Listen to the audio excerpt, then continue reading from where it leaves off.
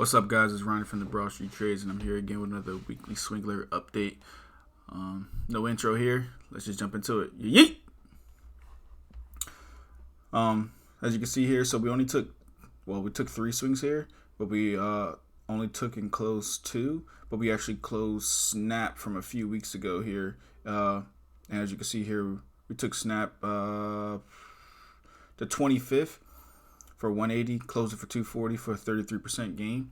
I can bring up Snap here for you.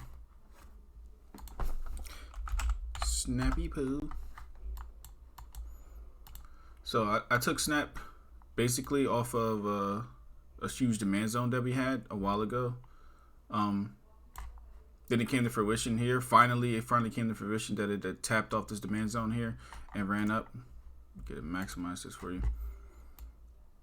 So we took Snap here. Yeah, March 25th, we took Snap here. Small run up, but it came down for a retest, which I always preach and always tell. The retest is always stronger than the first time. So the double bottom normally gets you twice as much as the first run. Normally, not always, but I think it's like 65% of the time. So it came down for a retest, and like I told members, this would have been a great spot to average down. I did not average down. Given the market climate, I didn't want the small account to be over leveraged, because to average down, I had to get 2 more contracts at a cheaper price to average down significantly. Because we got it for 180, I think they hit a low of 75 cents. Would have been an amazing entry. 75 cents would have been an amazing entry. I alerted it again when it hit that low that if you didn't get in the first time, to all the live and platinum members, that if you didn't get in the first time, then this is the second time. This is the best time to get in. I still like the trade. But so Tuesday hit demand again, ran up really nicely. I think here we were kind of break even, but I felt it wasn't done running yet. So then market opened and ran up into supply. Perfect exit. I literally exited out basically at the top for 240. I didn't mean to do that. For 240. But it wound up hitting like 265 right before it fell. So I left maybe like another like 7-8% on the table, but not bad. 33%. We've been holding for about a week now. But I love their expiration. If you had more than one contract, that would have been a great first exit. I think Snap can go a lot more. I think Snap sees 60 within the next 2 weeks. Second trade we took was Microsoft. 240 calls here on 330 for 18% gain. So I'll show you what I saw on Microsoft. So Microsoft, we entered in here on Tuesday off my demand zone here. This could act right. We literally got in Tuesday once it tapped my zone, and then it traded sideways for the whole day. Kind of theta burn for the first day. Then once it broke this previous day high here, it kind of took off. And what I did was after it broke this high again, after it pulled back and then broke this high, I put a stop loss for what the contracts were at this price when they were this high, which is I think was 235 or something like that. But I put 220 to give it a little room to breathe. And what happened was it actually hit a high of like 260 something before dropping, and it stopped me out, which I was very okay with given the time. But then news came out that Microsoft got a huge contract from the military, and then it rocketed up, right into our target, which was supply, and it rocketed up into the supply zone. I think the contracts right here were probably like $3.30. As you can see, that contract actually gave it enough momentum to break through the supply zone here and went to what would have been our third target. This was actually our third target, this strong resistance right here at 242. And these contracts wound up going for the 180 we got in at.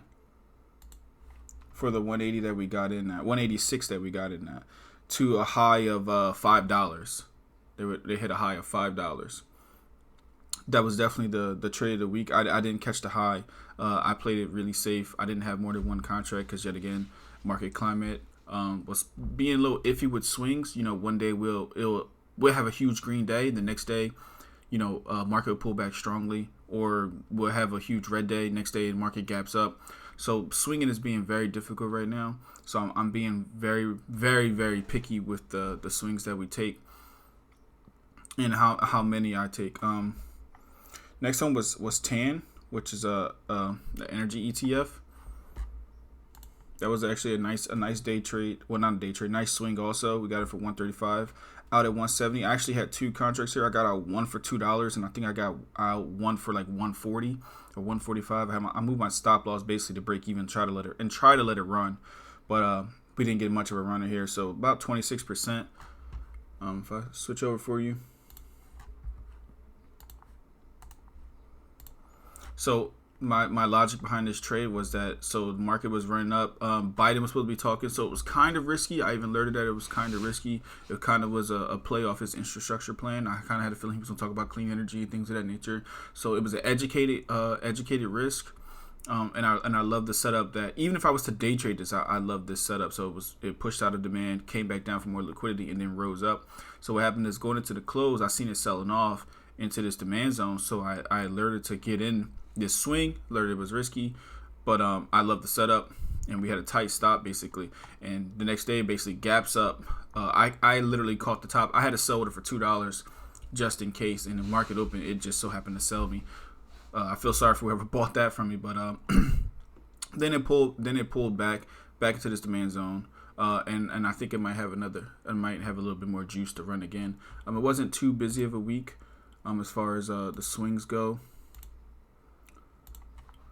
Just the market climate, it's really difficult to swing right now, just because the market is just all over the place. It's being very sensitive to news. It's being very sensitive to price action. Once it get going in one way, it just really chugs along in that direction. We've seen that with SPY.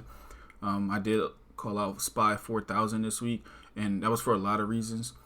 But specifically because once the market was going to find a direction, which it kind of did, then it's going to chug along. But you can see here, so we did enter TAN again off that same demand, and it is kind of gapping up. It kind of gapped up a little bit, as you can see here. So that looks promising as well. Never be too scared to re-enter even the same trade, because I was ready to re-enter Microsoft even if it was a loser. If this Microsoft wound up being a loser, I was going to re-enter at a better price or average now. That's how confident I was in that trade.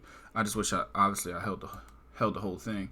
Same thing for those SPYs. I think I got out previously for $2.92. I think they hit a high of like $4.50 or something like that. But so the account's up 184%. $924 from a $500 start. You kind of can't ask for more than that. That's just consistent growth. You can see the weeks here. Shout out to Mash for updating these every chance he gets. I really appreciate that. But you can see the growth here every week. February is pretty tough, but we still managed to make some profit those weeks. When everybody was losing, we were winning. I promise you that. Couple weeks here, losers, but this is okay. People will freak out here when they start losing. But the trick is to win more than you lose. So even though my win percentage is only 57%, yet again, if we cut those two losers that I said that I really don't count, it'd probably be around 61, 62%. But this is the trick here. This is what we're looking. Green in the month, for the whole month. Green for the weeks. Green for the weeks. This is what you want. You could lose one or two, you know. You don't have to win every single trade. It's definitely more about psychology than actually taking trades when it comes to trading. I'll say that. All that patterns and all that other stuff really kind of doesn't matter if you're scared to hold or if you're scared to sell and things like that. That I'll save that for another video. But hope you guys enjoyed this. If you want these plays, these swings, the description is down below. We have a nice group, a nice community that's definitely growing. Everybody's learning. I definitely try to preach more about learning trades than actually just giving you swings. I do offer a one-on-one service. Till next time, guys. Take care.